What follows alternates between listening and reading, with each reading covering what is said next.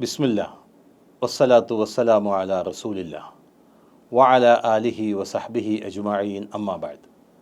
സഹോദരന്മാരെ, സഹോദരികളെ, നല്ല വാക്കുകൾ ധർമ്മമാണ് എന്ന് പ്രവാചകൻ സല്ലല്ലാഹു അലൈഹി വസല്ലം പറഞ്ഞു.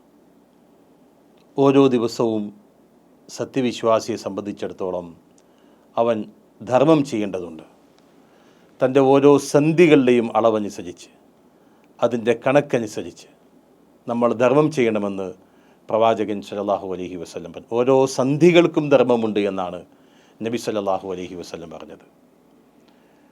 ഒരു ദിവസത്തിൽ സൂര്യൻ ഉദിച്ചു വരുന്ന ഓരോ ദിവസത്തിലും നമ്മുടെ ഓരോ സന്ധികൾക്കും സമാനമായ ധർമ്മം ചെയ്യേണ്ടതുണ്ട്. എന്നിട്ട് പ്രവാചകൻ സല്ലല്ലാഹു അലൈഹി വസല്ലം അതിനെക്കുറിച്ച് പറഞ്ഞത്, രണ്ടാളുകൾക്കിടയിൽ നീതി പാലിക്കൽ അത് സദഖയാണ്, ധർമ്മമാണ്. ഒരു മനുഷ്യനെ അയാളുടെ വാഹനത്തിലേക്ക് കയറാൻ സഹായിക്കൽ ധർമ്മമാണ്.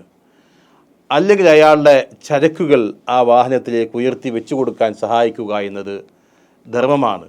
എന്നിട്ട് അവിടെ നിന്ന് പറഞ്ഞു, വൽ കലിമത്തു ത്വയ്യിബ സദഖ, വൽ കലിമത്തു ത്വയ്യിബ സദഖ.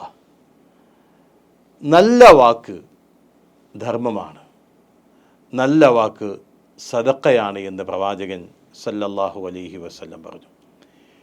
എത്രയോ വാക്കുകൾ നമ്മളെ നരകത്തിലേക്ക് കൊണ്ടെത്തിക്കും. പക്ഷേ നാം പറയുന്ന നല്ല വാക്കുകൾ, അതിന് നമുക്ക് അള്ളാഹുവിൻ്റെ പ്രതിഫലം സ്വർഗമായിരിക്കും. അതുകൊണ്ട് പ്രിയപ്പെട്ടവരെ, വാക്കുകൾ നന്നാക്കുക, വാക്കുകൾ നന്നാക്കുക.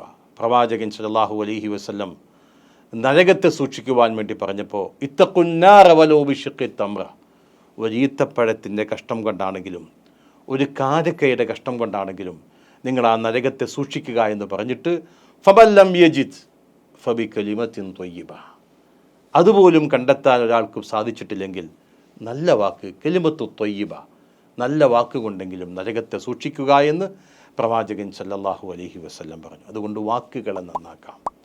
നല്ല വാക്കുകൾ സദഖയാണ് എന്നറിയുക, അത് ധർമ്മമാണ്. അള്ളാഹു അനുഗ്രഹിക്കുമാറാകട്ടെ.